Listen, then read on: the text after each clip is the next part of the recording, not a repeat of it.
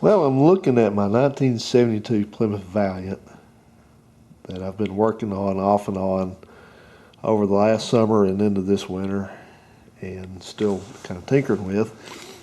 This is a really very original car. It's not perfect, but it's original. It's very original. Everything in here is just the way it left the factory pretty much. Just 50 plus years of grime and things like that. So I've really enjoyed working on this car because it's given me a chance to indulge myself in putting this car as closely back to original as it could possibly be within my means. And so I thought I would show you what I've been doing with it just to kind of get it back to close to original. I think if you looked at this car, you would say this car was about the shape it would be in when it was about 8 to 10 years old, with about 70,000 miles on it, 80,000 miles on it, something like that. And so, you know, if you looked at it in that kind of time frame, then it would have some things that have been replaced or repaired or what have you, things that need to be replaced. So anyway, let's get into it. So I've been tinkering with, I got it running last year and it runs very well.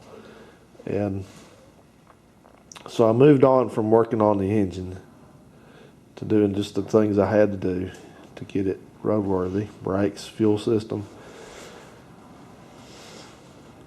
So I put a master cylinder on it, and this is actually an NORS. This was a Bendix master cylinder. It looks like it's been on there 100 years now, but it's only been on there not even a year yet. It just aged very well.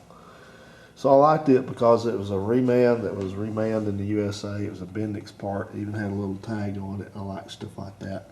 So that's exactly what you would find in a car that was about, you know, maybe 10 years old.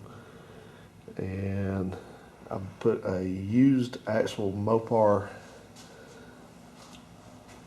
washer bottle on it. I had to actually replace the motor on the bottom of it, so that's new, but the rest of it's just OEM stuff. I had a carburetor that was a reman or maybe an over-the-counter replacement, but it was a 71, 72, and it's all original, so I just freshened it up, put it on. It's been working fine. And I had an alternator. The alternator was the wrong one, so I put just one of my good non-rebuilt original Mopar alternators with the tag still on it. It works good. And so here's where we get into something a little more maybe tells you a bit more about me. But so I adjusted the valves on this car originally, and they were really noisy, clack, clack, clack, clack, clack, you know, and everybody hears these cars run, and you always hear the valves making some noise. And I was the same way. I thought, well, that's the way they are, you know. But I was trying to be very diligent about adjusting the valves on these. So I did it with the engine off, and I added 2 thousandths into it. Like 10 thousandths is 10 and 20 thousandths. 10 thousandths is the intake, 20 thousandths is the exhaust clearance from in the book. So they say to do it hot. I don't like trying to do them hot because you can't hear them, and it beats my feeler gauge up, so I just do them this way. So anyway, I adjusted them, and I was very careful about doing it. I did exactly the way it's recommended to do it at the right, you know, one valve starting to open, one valve starting to close, etc. So I did all that, and this thing ran so quietly that I could not hear the valves at all on it, or tappets. So I'm the kind of person that I just stew and stew and stew about things like that, and I try to think what I did wrong.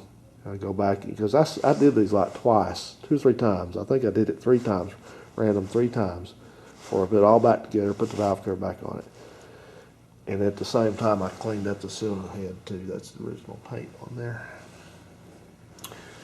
So anyway, I'm thinking about that, and it just starts wearing on me more and more, because I'm thinking, well, you know, if you have the valves too tight, especially exhaust, you can burn a valve up, and then that's not good. So finally I decided, well, I'm going to just take the valve cover back off, take all these hoses off and everything. I found a broken one actually right there, and a couple dried out ones. So I'm just going to do this again. So I did it again, ran the valves again, and guess what? There's nothing wrong with them. They've got plenty of clearance, right on spec. Nothing had changed.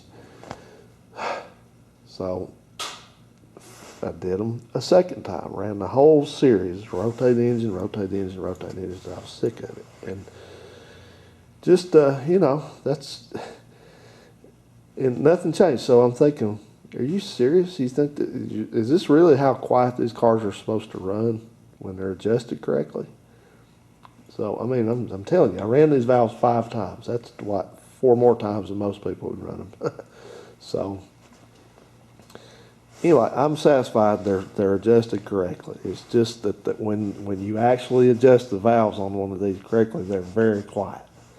I've never heard one do that, but that's the way this one is. So once I had the valve cover off, then that started leading me down a rabbit hole about trying to make things more original and more nice and more, let's say more time capsule like. So I was looking down here and I was looking at the wires, and I knew that these wires were not original, and I knew that that distributor cap, I had all that off and all that. It was not original either. It's a black cap, and I even took time to research whether this car would have had a black distributor cap or a tan version. And the consensus is that it originally had a black cap, but by the time it would have been replaced sometime in the 70s or early 80s, at the latest, it would have had a tan one put back on it. So I was okay with that. I thought, well, all right, I'll go looking for some of that stuff. Then I pulled a plug out and looked at the plugs to see what kind of plugs it had in it, and it has Champion RN14YC plugs that are not in bad shape. Oil on the electrode, but not really worn out, but they've been in there a long time. And this is a resistor plug. The original part number was, I think it was a N14C, I think it's what, or N14Y, I think it is. Matter of fact, I'm sure of that. And what changed between 1972 and now is that all the plugs went to resistor plugs. You probably can find some new old stock plugs that are not resistor, but they're just about all are now because of radio interference. And then the C means that it's got a copper in the electrode to last longer. So there will be people that probably are knowledgeable about it and are correct to say that these plugs don't work quite as well as the originals. But that's up for argument's sake. So anyway, need plugs, need distributor cap and a rotor, which I have a rotor somewhere squirreled away for it, and a Chrysler rotor. Plug wires, those are not the original wires, some aftermarket stuff, which I will keep as spares. It's getting a little bit hard to find these.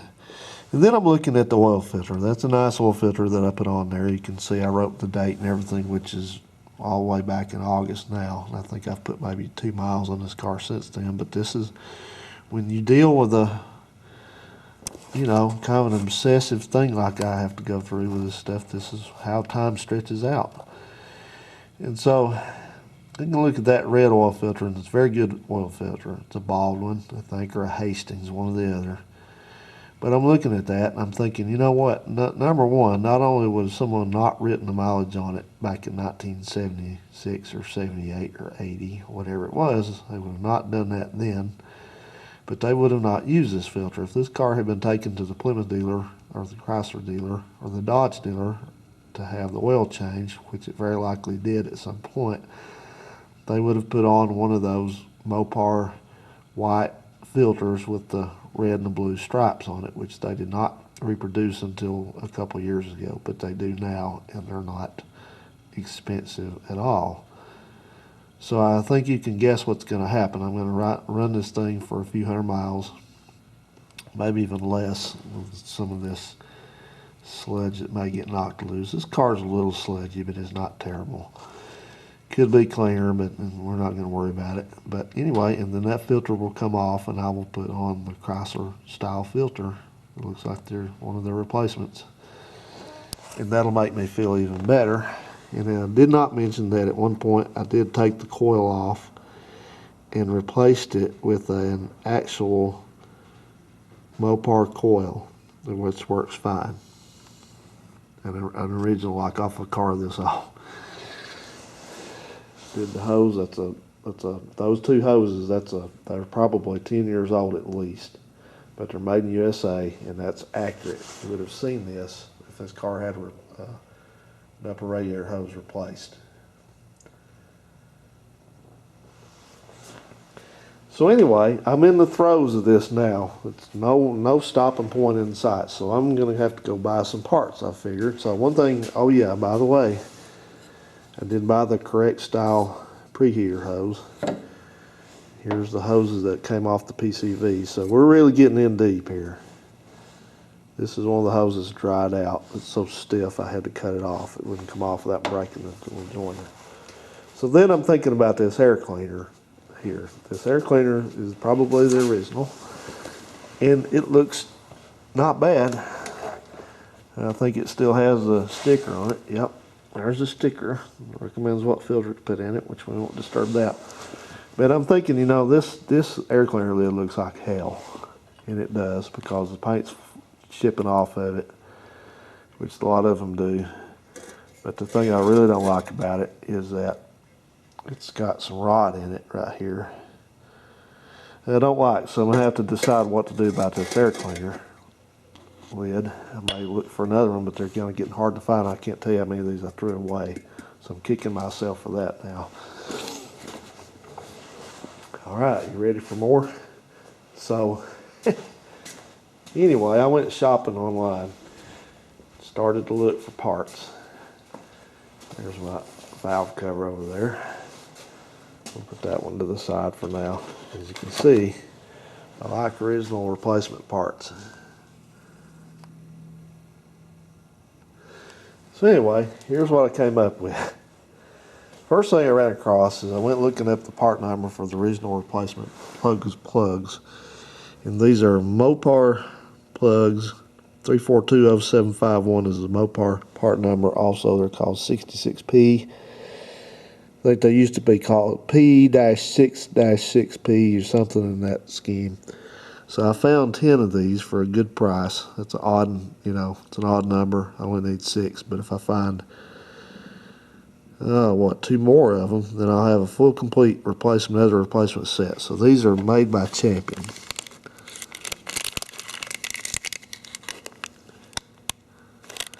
For Chrysler. So it wasn't too bad to find those. The supply of them's not huge anymore. So I did that. So I nabbed those, and then I went looking for a cap, and I found a replacement cap, probably from about, if that date code's correct, that's about sometime in 1975. So you open this up, and it has our correct slant 6 distributor cap in there. This is called alkylid, I think, what they call this material. Just a replacement cap, but you notice it has no vent in it. I think the vents are ugly.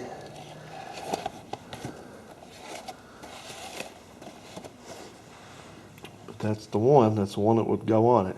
So this auction got more interesting. When I bought this cap, they included a couple things with it.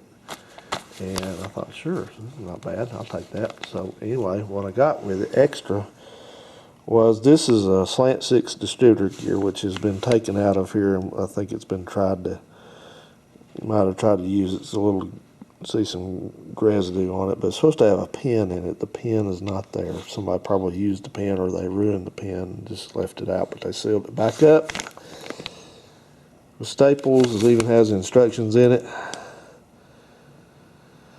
So anyway, I got that basically as a freebie because I got a good price on this cap, I feel like. And then this was the most interesting piece of this. I didn't even realize what I was looking at here. I thought this was a slant 6 choke, and it is. It's for a 1973 slant 6 engine, as it turns out. Well, I'd already been through all this with this choke, because somewhere along the way, this correct manifold, either because it broke or they just decided to replace it, was replaced. So the intake and exhaust manifold that are on this engine, even though this is the original engine, are from a 1973 and later. and they use the electric, what would normally be an electric choke, because the part there of the manifold that the choke goes into is made differently than a 71 and a 72.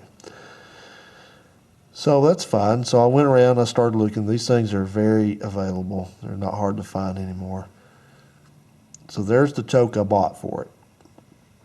And I got it, and I was fairly happy with it. It works well, even though this is supposed to be an electric choke. Let me say that again. This is an electric choke. It's supposed to be on an engine that uses one of those. The engine would have the wiring, the car would have the wiring, and the control, which I've already shown you on another video, which you may have not even seen yet, but they have a little switch that's mounted up here that controls all that. So in order to use it on this car, which never had that kind of electric choke, I would have to rig up some wiring, and I just decided to use it without the electric assist. Even the electric assist is only for emissions. It tries to get the choke turned off sooner. So you see this number. You know, I'm fairly happy with this. I don't like the wire hanging around there, but it's a brand new replacement choke. So you see the number. Holly I think that's Holly's list number. That's 64341. And then this 51 on the bottom there, it's kind of hard to see that, but that's a 51. That's the last two digits of Chrysler's part number for this choke assembly. So that number comes back to a 1973 choke assembly for a car with an electric choke, obviously. And then you notice over here, this choke goes into the extra hole over here with a little tab. So this one here is one digit up. It's the same exact choke. It's a number 52 choke with no electric apparatus. It never had it. It's not even there. The little heater in there is gone, but the rest of it's just the same. So this has the extra bolt hole in place. So what I think this is for this style of a manifold, the later style manifold, which did not use an electric choke on it, which would be like a heavy-duty truck, like something that did not fall under emission standards. So they did not have to have an electric choke assist. It was not on a car. I didn't even know these existed, and they're probably not very common. They may be, but so this thing, I mean, I wasn't even trying to buy this thing, and I wound up with it. I'm like, what in the world? How fortunate. So, you know, I've got the correct choke that I should have had in the beginning. I just didn't know it existed. So now I don't have that ugly wire hanging out. I'll just use this one, and I'll sell that one at a very reasonable price to someone who may need it. So that really just, that floored me. I mean, I wasn't even looking for it. But wait, there's more. I told you, I had to work a lot these last 2 weeks, and I had a lot of downtime from not working on cars, so I basically went nuts buying parts. So the next thing I've looked for, and these are getting pretty hard to find now. This is a replacement slant 6 ignition wire set. I'm not going to take the whole set out. But this is the one that Mopar, came directly from Mopar. The date code on it is 2 of 82. There's the Mopar symbol. So, ooh, boy, I'm really in deep now on this. Not a lot of money, but this is where I really just gave in to it. That wasn't enough. All right, get this. This is how much downtime I have. We were trying to get a new store opened up. We're about to open up, so I had to spend a lot of time in the hotel. I was just thinking about just how I was going to get all this to come together. And did I have any other parts? You know, I don't usually share this stuff on YouTube because I just show you what I'm doing. But this is how my mind works on this stuff. So I started thinking about all my parts I had. And not only did I spend time thinking about the parts I need to get rid of because I'll never use them, but I started thinking I thought, you know what? I had that valve cover off, and I thought I saw one of my other valve covers that had a sticker on it about the engine, something about the displacement. And so I thought more and more about that, and I just started I couldn't get that out of my mind. So I started looking. I went up and looked at my other parts today, and sure enough, I found this sticker on the valve cover, and it was just about to fall off. It probably would have if I'd ever left it out in the wind or something. But this was on the valve cover of that other, some engine out of the junkyard. And I think this is off of a truck because I've never seen this on a car engine, but it's an emissions certification. There's a lot of things up here it's talking about. There's a part number over there, and then you can see down here the thing is kind of obliterated, but it's got a list of engines. For some reason, it's got 413, 400, 361, and then the Saint 6 is like right in the middle of it. Then it goes back to 360 and 318. Why in the world they didn't put 225 at the top and then 318 and 360? What? I have no idea. I can't even begin to explain it, except that they're just different engine families. A 318 and a 60 are small blocks, slant 6, and then big blocks, so whatever. Sure. So this sticker's in good enough shape. I'm going to put this on my original valve cover, and that, nobody will ever know the difference. It'll look like original, and that's just really more icing on the cake. As a matter of fact, it was so close that the date of engine manufacture is September 71, and this car was built in the very end of August 71. So I almost made it exactly correct. Nobody ever know the difference about that.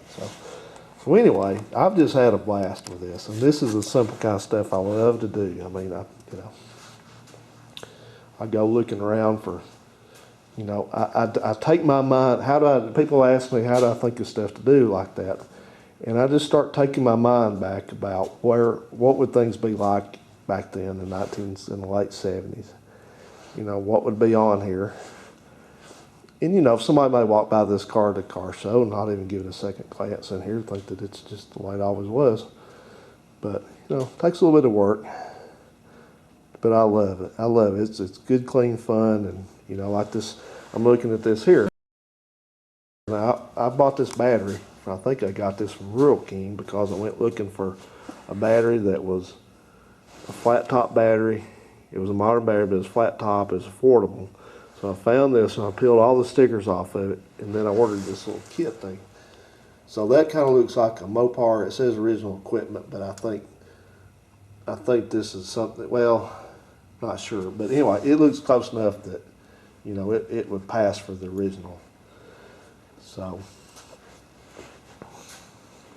and that's just the way I do. I'm very detail oriented. As a matter of fact, that's a lot of what I do at my job involves analyzing details and coming up with ideas for things, to change things, to update things or whatever. Like I'm looking at this sticker.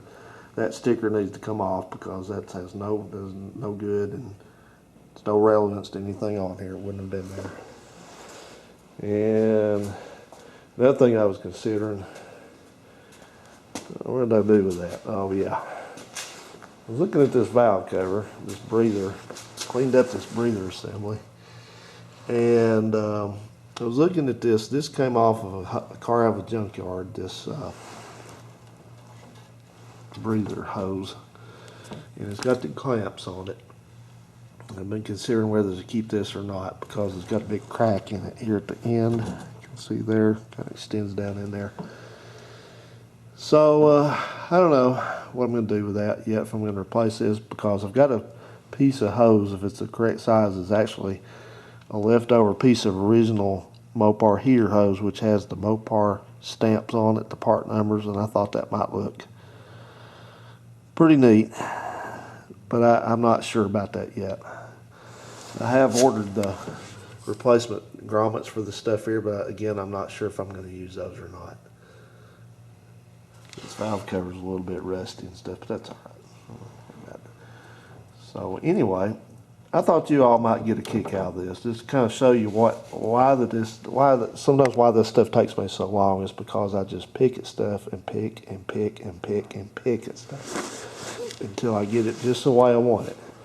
I can't stand for anything to be broken. I can't stand for anything to not work. I can't stand for anything to be on a car like this that's not supposed to be there. I mean, I've deliberated about these white wall tires here because I'm not a real huge fan of white walls on these. So I was going back and forth about it, and I thought, well, what should I do here? Should I turn around or leave them? And then I thought about it. I thought, well, let's just go to the build sheet and look and see what this car had on it when it rolled out of the factory and onto the lot it was sold at. And sure enough, it had white wall tires. It was coded for white wall tires, so white wall tires are going to stay on it. I told those kids, don't lean on the hood. That hood will dent.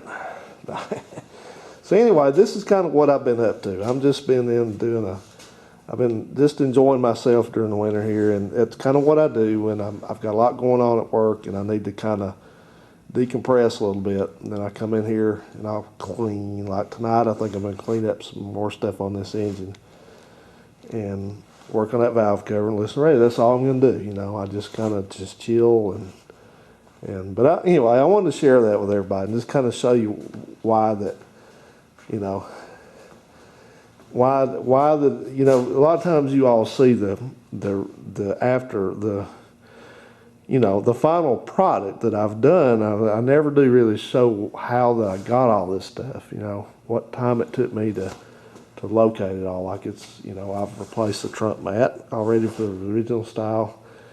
And the next thing is probably going to happen closer to warm weather, I'm anticipating, is that I'm going to go ahead and replace the seat cover. I think there's a 17 or 20 week lead time on these.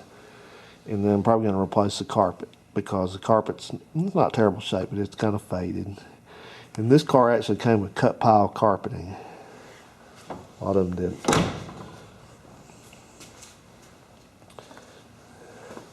So anyway, yeah, you know, you may look at some of this and think that's kind of an OCD thing. Yeah, it could be, but I'm not OCD in the way that I count leaves on the trees or stack things up in certain. I'm not like that. I'm not near that bad about it.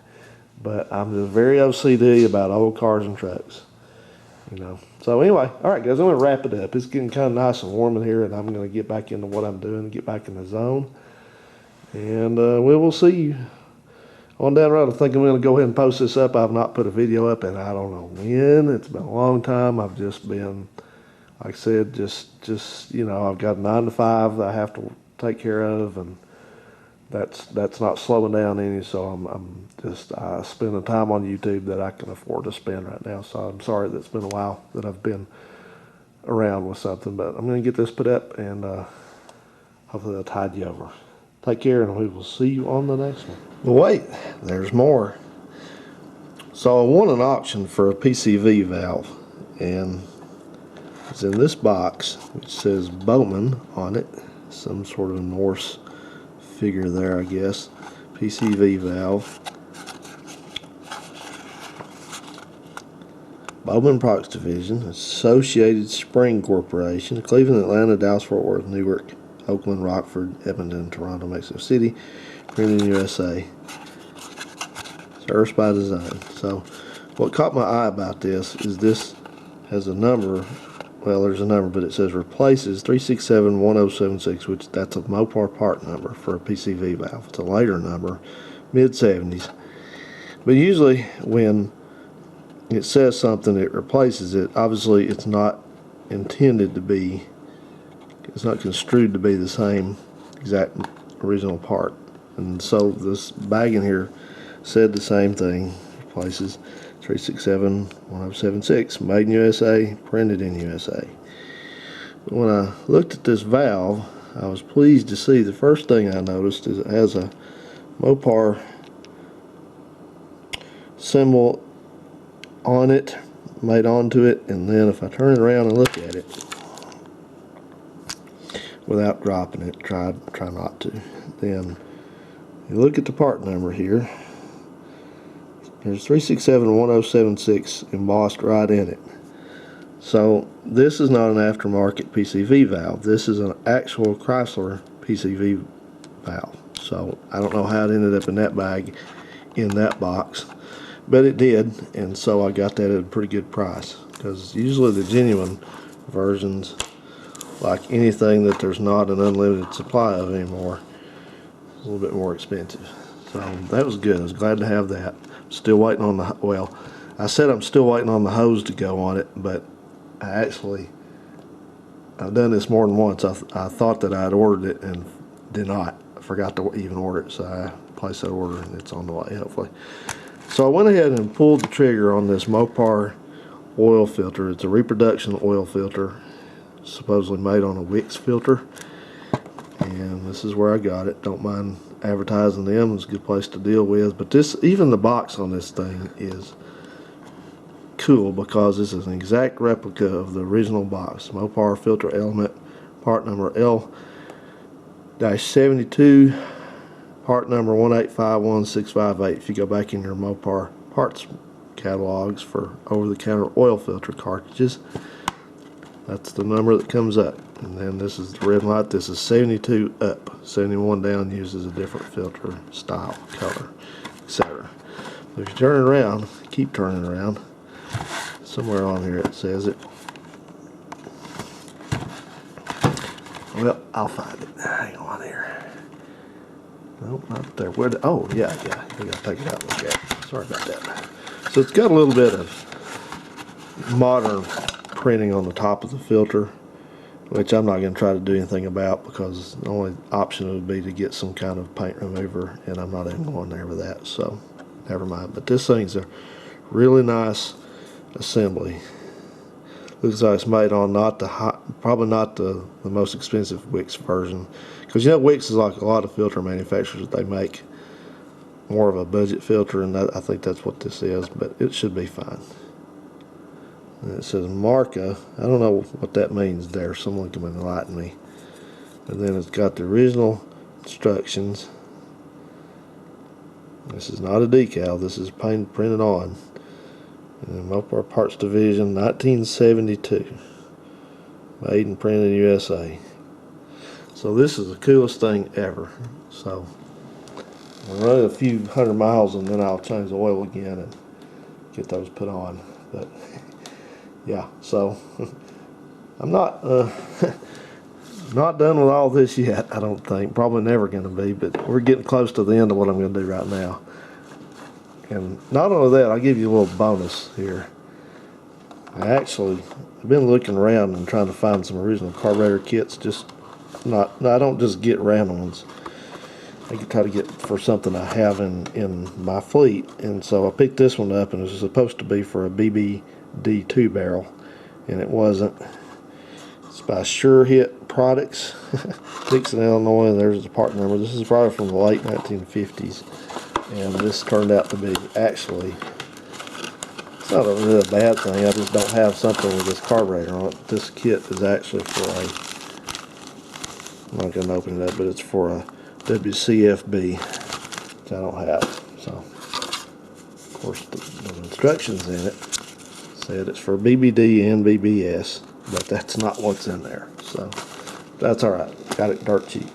Alright, well, I think I'll get this uploaded. Finally, I'm going to finally upload a video, so hopefully you'll see this soon. Thanks for watching.